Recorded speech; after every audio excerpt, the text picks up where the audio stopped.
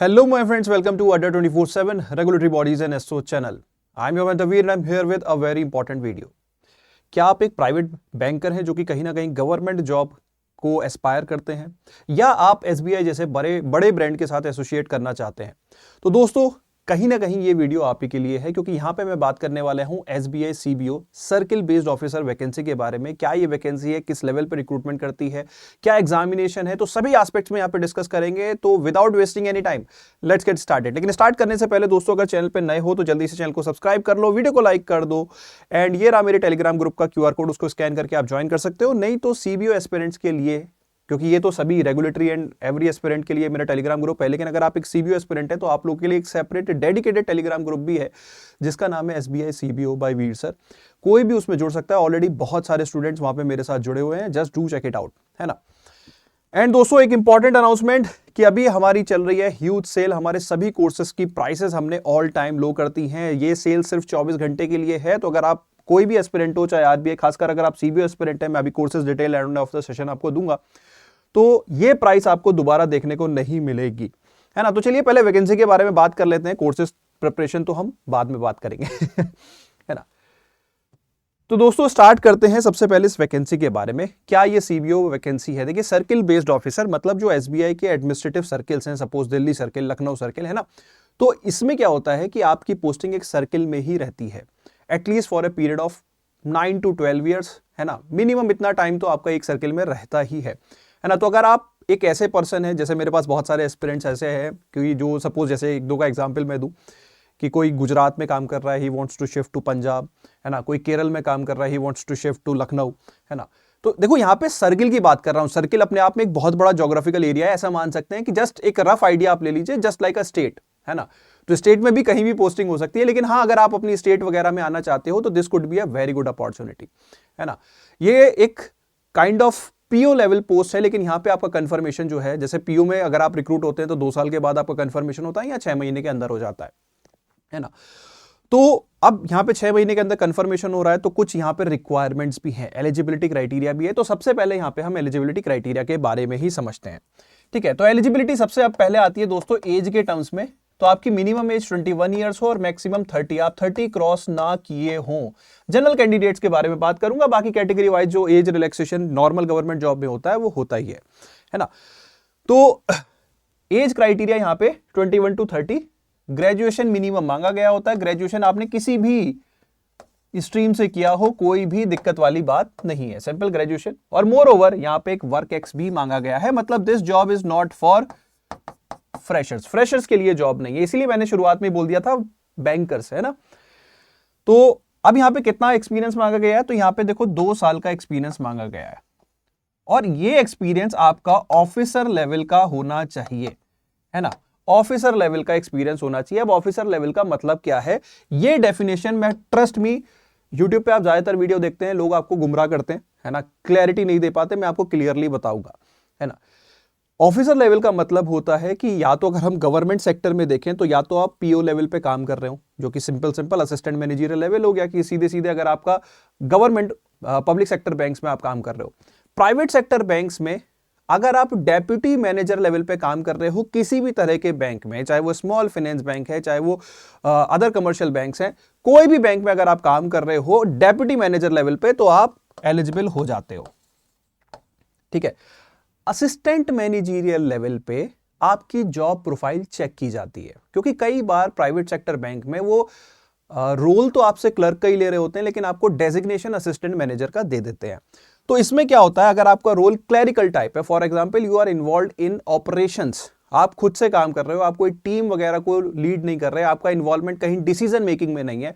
For example आप अपनी reports वगैरह सबमिट करते हो तो यू साइन दैट, है ना। ऑडिटिंग में आप करते हो तो यू ऑथराइज दैट। तो मतलब लीडरशिप रोल अगर आपका है तो असिस्टेंट मैनेजर डेजिग्नेशन भी एक्सेप्ट किया जाता है।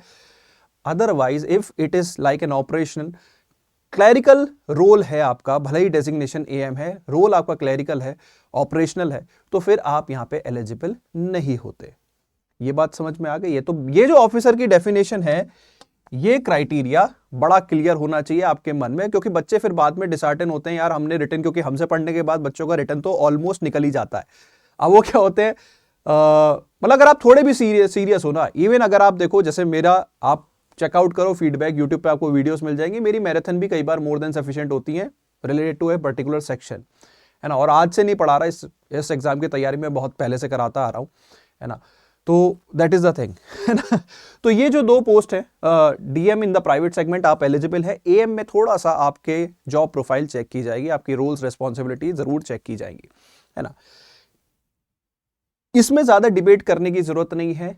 रीजन बीइंग, देखिए क्या होता है, आप जब किसी से भी स्टूडेंट से डिस्कस करेंगे, यार वो तो डीएम लेवल पे था, वो रिजेक्ट हो गया, एएम लेवल पे तो रिजेक्ट कर ही देते हैं, तो आपके मन में बायसनेस आती है। लेकिन आप ऑनेस्टली देखो, यहाँ पे वैकेंसी अच्छी खासी आती है। जो आज तक की सबसे कम वैकेंसी आई है अगर मैं बात करूं, वो आई है इसी साल 2026 का जो अभी रिक्रूटमेंट चल रहा है, उसी में आई है सबसे कम वैकेंसी, और वो है आपकी 2000, वरना हमेशा इससे ज्यादा ही आई है ना। तो कहीं ना कहीं आगे इन फ्यूचर आपको ज्यादा वैकेंसीज देखने को मिलेंगे। अब इसमें हर तरह का बच्चा सेलेक्ट होता है, हर सर्किल में डिफरेंट तरह की कैटेगरीज के बच्चे सेलेक्ट होते हैं। तो बच्चे क्या होते हैं, एक जनरल अपने 4-5 दोस्तों से बात की, उसके बेसिस पे, चलिए मैं मानता हूं 20-30 बच्चों से बात की, इससे ज्यादा तो कोई बात नहीं करता, तो उनका क्या होता है, एक बायसनेस हो जाता है, यार तू इस बैंक में इस लेवल पे था तो तेरा सिलेक्शन हो गया, मैं इस पे था तो मेरा नहीं हुआ। ऐसा कुछ नहीं है, सिंपल सी बात है, अगर आपकी जॉब प्रोफाइल मैच हो रही है as per their requirement which is officer, you are eligible. DM level पे हाँ, आपके इंटरव्यू में सिलेक्शन के चांसेस डेफिनेटली ज्यादा हैं कंपेयर टू एएम लेवल, ये बात तो आपको मान के चलने की पड़ेगी। देखिए सीधे सीधे हायर रैंक है तो डेफिनेटली आपको एज मिलेगा। तो this was all about eligibility. फिर भी आपके मन में डाउट आता है तो मेरे टेलीग्राम ग्रुप जो मैंने बताया उसमें जुड़ जाओ, I will be discussing it, है ना। नेक्स्ट आ जाते हैं दोस्तों, before discussing about the exam pattern, अब बहुत सारे बच्चे मेरे से यहाँ पे डिस्कस कर सकते हैं, सर नोटिफिकेशन कब आएगा, क्योंकि इस तरह के मैसेजेस मुझे बहुत आ रहे हैं, और यही कहीं ना कहीं एक रीजन भी था, सर आपका नया बैच कब से स्टार्ट होगा, we are waiting for your classes. तो इसी वजह से यहाँ पे इस वीडियो के थ्रू मैं आपको बताना चाहता हूं कि देखो, जो रिक्रूटमेंट साइकिल है, रिक्रूटमेंट जरूर आएगा, इस बात से आप बेफिक्र रहो, रिक्रूटमेंट जरूर आएगा। आप उठा के देखो, हिस्टोरिकली रिक्रूटमेंट 2018, 19, 21, 20 में शायद नहीं हुआ था, 22, 23, 24, 25 लगातार रिक्रूटमेंट हुआ है, अच्छी वैकेंसी का हुआ है, even up to 5000 plus vacancies का भी रिक्रूटमेंट सम ईयर्स में देखा गया है ना। रिसेंटली थोड़ा सा डाउन साइड हमें रिक्रूटमेंट देखने को मिला है कि 3000, 2000, लेकिन नंबर बढ़ेगा ही, क्योंकि कहीं ना कहीं बैंक्स को भी ज्यादा सर्किल बेस्ड ऑफिसर्स की जरूरत है ना।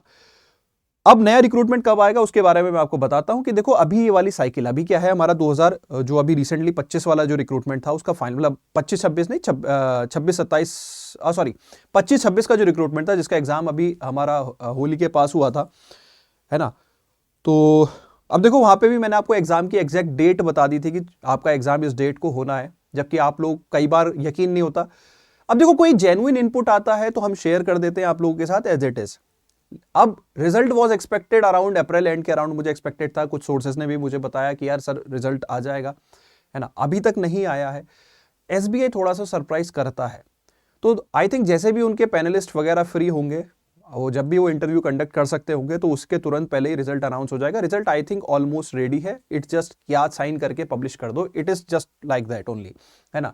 तो होने को ये वीडियो जब मैं बना रहा हूं आपके पास जब आए, तब तक रिजल्ट आ चुका हो या आने वाला हो, है ना। तो ये मान के चलिए रिजल्ट कभी भी आ जाएगा, और उसके बाद आपके इंटरव्यूज होंगे, इंटरव्यूज के बाद कभी भी आपका फाइनल रिजल्ट के बाद कभी भी आपका नया नोटिफिकेशन आ सकता है। फिर भी ये मैं आपको एक्सपेक्टेड मंथ बताऊं, क्योंकि आपको एग्जैक्ट आइडिया चाहिए।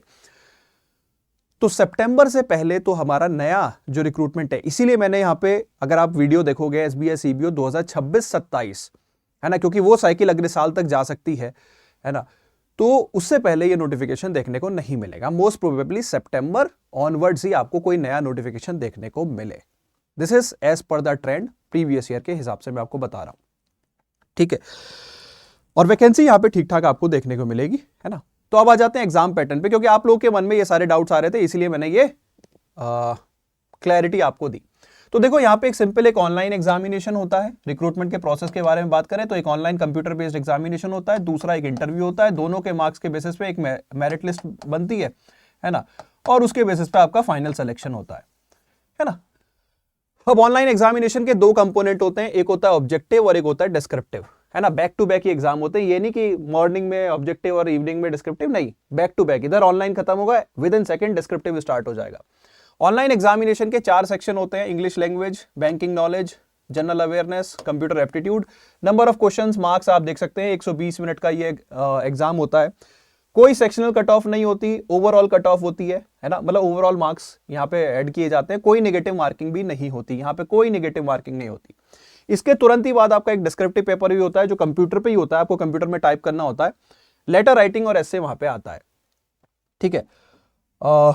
यहाँ पे अगर मैं इन सेक्शंस के बारे में थोड़ा सा आइडिया दूं तो इंग्लिश लैंग्वेज कहीं ना कहीं जो आपकी बेसिक इंग्लिश है ना, उनसे रिलेटेड क्वेश्चंस रहते हैं, टेंसेस, वो ऐप से रिलेटेड, है ना, error spotting, fill in the blanks, reading comprehension, ये सब चीजें। बैंकिंग नॉलेज, थोड़ा सा डीप ऑपरेशनल नॉलेज आपको चाहिए होती है, खासकर आरबीआई सर्कुलर्स की, तो ये काफी डीप, ये मैं कहूंगा कि मेरे एंड पे तो ये सबसे ज्यादा स्कोरिंग, मतलब मेरे स्टूडेंट्स तो ये सबसे ज्यादा स्कोर कर ही लेते हैं, इसमें कोई दिक्कत नहीं है।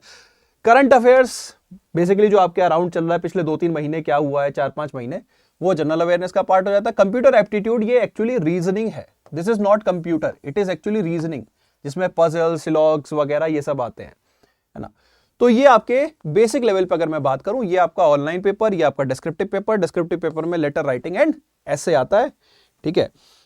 दोनों में मतलब 50 मार्क्स का होता है, ठीक है। दोनों में आपको ज्यादा से ज्यादा स्कोर करने की कोशिश करनी है, देन आपकी ओवरऑल कट ऑफ बनती है 170 में से, ठीक है। जो आपने रिटर्न मतलब ऑनलाइन और इस डिस्क्रिप्टिव पेपर में जो स्कोर किया होगा उसके बेसिस पे हर सर्किल की अपनी कट ऑफ होती है। कट ऑफ में इसलिए पोस्ट नहीं कर रहा, अगर आपको अभी जब लेटेस्ट ये वाला रिक्रूटमेंट हो जाएगा तो इससे हमें नई कट ऑफ का आइडिया लगेगा, पुरानी कट ऑफ का क्या डिस्कस करना। और कट ऑफ देखो एक लोएस्ट नंबर है, उस पर नजर नहीं बनानी चाहिए, हमें कोशिश करनी चाहिए ज्यादा से ज्यादा, है ना। तो मैं इसलिए कह रहा हूं कि अगर आप सही प्रिपरेशन करोगे, टाइमली प्रिपरेशन स्टार्ट करोगे, तो it is one of the easiest route to enter into the SBI, the largest public sector bank, है ना। It is one of the easiest, सही टाइम पे सही तरह से प्रिपरेशन स्टार्ट करोगे। बच्चे क्या करते हैं, मैं ऑनेस्टली बताऊं, एग्जाम नोटिफिकेशन आ गया, नोटिफिकेशन एग्जाम से 10 दिन पहले दे एनरोल इन कोर्स, एंड वहां पे उन्हें लगता है कि सर आएंगे कोई जादू की छड़ी घुमाएंगे, फिर भी हम जादू की छड़ी घुमाने की कोशिश करते हैं, फिर भी हम ये कोशिश करते हैं कि यार इसमें से 40 में से कम 25-30 एक स्टैंडर्ड मार्क्स बन जाए। सिमिलरली इंग्लिश में 30 में से कैसे आप 20 के आसपास स्कोर कर लो कि आपकी कट ऑफ क्लियर हो जाए। और ये होता भी है, मतलब लास्ट में हमारे बहुत सारे, मतलब majority of the students will make it to the interview until unless उनके प्रोफाइल में कोई दिक्कत हो, एंड इसी वजह से हमारा सिलेक्शन रेशियो भी बहुत हाई रहता है। आप हमारे चैनल पे रिजल्ट्स वगैरह जो है वो आप चेकआउट कर सकते हो, बहुत हाई हमारा सिलेक्शन रेशियो भी रहता है। But again I would say यार ठीक है, अच्छा पढ़ाते हैं, बट द थिंग इज अगर आप प्रिपरेशन सही समय पे स्टार्ट कर दोगे तो definitely you gonna have not only edge in the written part but you also gonna have edge in the interview part. आपके अंदर ज्यादा क्लैरिटी आएगी, आप कंसेप्ट को अच्छे से एक्सप्लेन कर पाओगे, है ना। तो इसलिए कहा जाता है कि अगर आप चाहो तो इसकी प्रिपरेशन टाइमली स्टार्ट कर दो, क्योंकि आपके पास टाइम नहीं होता, आपके वर्किंग एस्पिरेंट हो, है ना, सुबह से शाम तक आपकी जॉब रहती है, फिर उसके बाद कई बार मूड स्विंग्स भी रहते हैं, आज पढ़ने का मन नहीं है, ये नहीं है, वो नहीं है। तो अगर आप टाइमली अपनी प्रिपरेशन स्टार्ट कर दोगे तो definitely you gonna have edge over the others.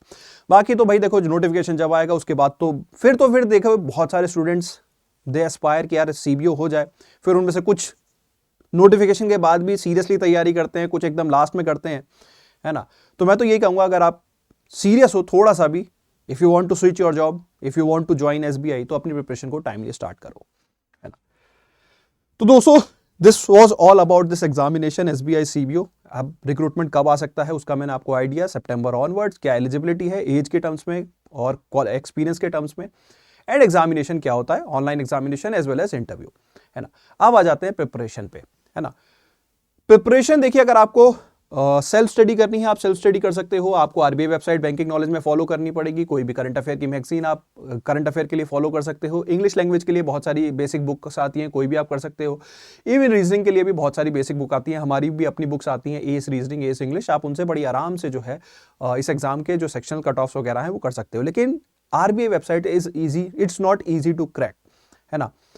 तो और इवन एक सबसे बड़ी प्रॉब्लम आती है बच्चों को, वो आती है रिलेटेड टू आरबीआई सर्कुलर्स। अगर मेरे पुराने स्टूडेंट्स यहाँ पे जुड़े हुए हैं तो मैं उनसे एक चीज बताऊंगा, क्योंकि वो उनका स्टैटिक पार्ट जो बैंकिंग नॉलेज होती है वो तो एकदम पॉलिश हो चुकी होती है ना, and they just need some extra content, जैसे कि अब उनको क्या चाहिए होगा, आरबीआई सर्कुलर। तो यहाँ पे मैं उन बच्चों को बता दूं, क्योंकि पहले क्या करता था मैं, पहले आरबीआई सर्कुलर्स में आपको फ्री में प्रोवाइड करता था for the past 2-3 years, I think 2023, 24, 25, now 26 में अभी तक जो है आपको फ्री सर्कुलर्स प्रोवाइड कर रहा था, now the circulars will only be provided in the course, है ना। और ये आप भी जैसे बच्चों की वजह से मुझे ऐसा करना पड़ा है, क्योंकि बच्चे कंप्लेन कर रहे थे कि सर हमारा फायदा क्या हुआ कोर्स में एनरोल करने का, जब आप ये चीज जो सबसे कोर और क्वालिटी कंटेंट है वो जब आप फ्री में प्रोवाइड कर रहे हो तो हम क्यों आपके कोर्स में एनरोल करें, हमें क्या फायदा हुआ। तो due to that management has taken a decision कि circulars will now only be part of our paid course, ठीक है। और जो मेरे स्टूडेंट हैं वो जानते हैं अपना कंटेंट कितना स्ट्रांग है ना लोग क्या पढ़ाते हैं कितना गलत भी पढ़ाते हैं, मैं उस चीज पे खैर ज्यादा नहीं आऊंगा, ठीक है। तो ball is in your court guys. अगर आप SBI CBO 2026-27 जो अटेम्प्ट होगा आने वाला, उसके लिए अगर एनरोल करना चाहो तो ये हमारा बैच है। इसकी प्राइसेस ऑल टाइम लो है, ट्रस्ट मी। ये प्राइसेस अगर आप आज से 2 दिन के बाद देखोगे मंडे ट्यूसडे में, तो ये प्राइसेस वापस से राइज कर चुकी होगी। एंड अगर आपको सिर्फ सर्कुलर्स का बैच चाहिए तो देखो सर्कुलर का बैच भी दिखा दूं आपको। वेबसाइट पे आना होगा, regulatory bodies RBI grade B, ये रहा RBI मंत्रा बैच, ठीक है। जो हमारे CBO एस्पिरेंट्स है उन्हें ये बैच ऑटोमेटिकली मिलता है ना, जो हमारे कोर्स में एनरोल है, जो पिछला कोर्स मैंने आपको दिखाया। लेकिन अगर आप सिर्फ RBI वेबसाइट कवर करना चाहते हो, RBI सर्कुलर्स, तो ये वो डेडिकेटेड बैच है। इसके सब्सक्रिप्शन मॉडल अलग अलग है, 6 months 15 months as per your requirement, तो आप इसमें एनरोल कर सकते हो। इसमें आपको कंटिन्यूस RBI सर्कुलर मिलते रहते हैं, ठीक है। तो वापस आता हूँ SBI CBO बैच। एंड जो एग्जिस्टिंग बच्चे इंटरव्यू की प्रिपरेशन करना चाहते हैं उनके लिए भी ये बैच है। खैर एक बार रिजल्ट आ जाए इंटरव्यू की बात हम तब ज्यादा करेंगे। तो दिस इज द बैच, ठीक है। इसमें अगर आपको एनरोल करना है तो आपकी स्क्रीन के सामने कोर्स शो हो रहा है, ठीक है, सॉरी कोर्स कह रहा हूं, एक कोड शो हो रहा है, that is Y581। As soon as you apply it the prices will fall to all time low, है ना। तो ball is in your court guys, wish you all the very best. And कोई और query है तो comment section open है पे, आप वहां पे पोस्ट कर सकते हो, है ना। रिजल्ट इंटरव्यू कब आएंगे मैंने आपको रियलिटी बता दी, वीडियो को आप एक बार दोबारा देख लो, नहीं आई क्लैरिटी तो, है ना। मेरे हाथ में नहीं है भाई, मेरे हाथ में रिजल्ट होता तो मैं आज पब्लिश कर देता SBI likes to trick you. और हो सकता है कि जैसे इधर ये वाली साइकिल खत्म हुए इमीडिएट वो आपको नया नोटिफिकेशन दे दे, या 3 महीने के बाद दे। SBI सरप्राइज देता है। तो इसी के साथ वीडियो करूंगा wrap up. Thank you so much, see you in the class.